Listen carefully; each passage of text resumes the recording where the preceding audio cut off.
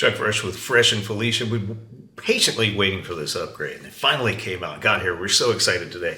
We wanted a small mirrorless camera with interchangeable lenses. I didn't think that was asking too much, right? Always been a big fan of Sony imagery, kind of strayed away from it for a while. Now we're coming back.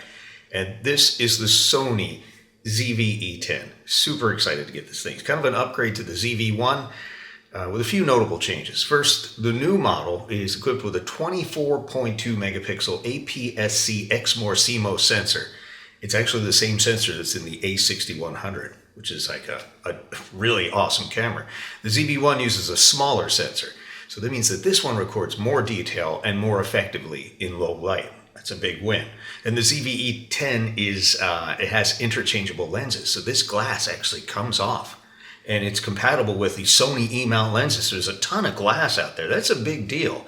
Combined with the larger sensor, this is really a game changer. It's all about the glass. The ZVE10 is marketed more as a vlogging camera rather than for still photography. It's very capable of both, but people more serious about photography probably wouldn't be looking at a camera in this price range anyway. Speaking of videos, what I'll be using it for primarily, it shoots Ultra HD 4K and 1080 HD at a bunch of different frame rates. I think all the way up to 120. It's insane. And you can also live stream directly from the camera just by connecting it via USB-C, which is a nice upgrade.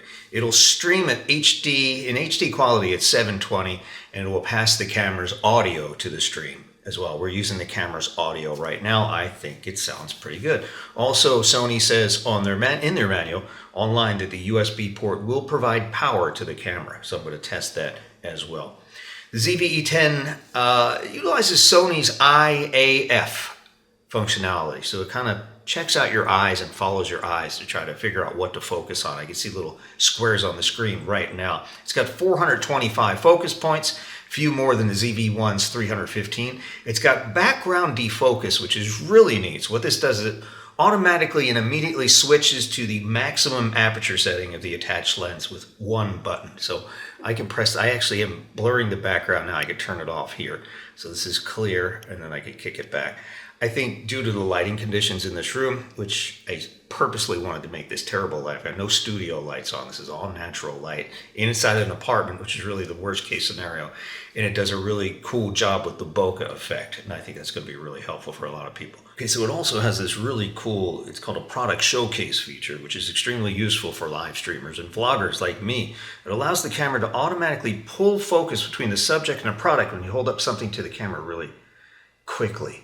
So that's pretty neat. Usually it took a while for these things to come into focus, and does a great job with color and exposure to pull it away and it comes back. The subject comes back into focus. So that's a pretty neat effect too. And both of these effects work while streaming.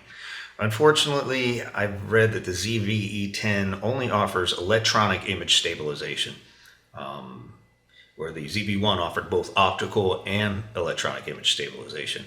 Really no big deal if you're streaming from your desk like I'm doing now, or if you're on a tripod.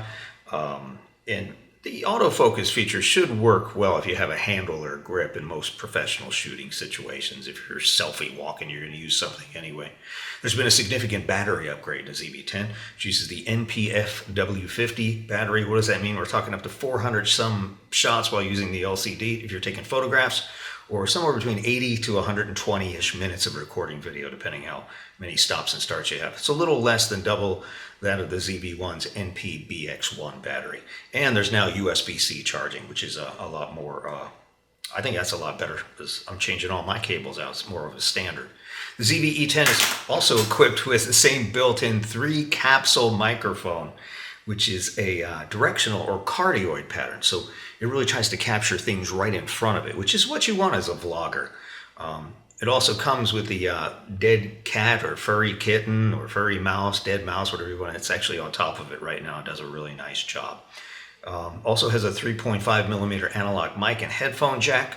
And they both have a multi-interface hot shoe, so you could use a digital audio interface if you wanted to. It would connect right inside the camera for digital audio using a compatible microphone.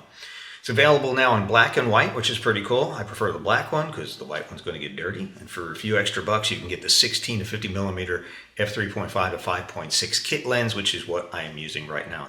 The Sony ZVE10. I like it.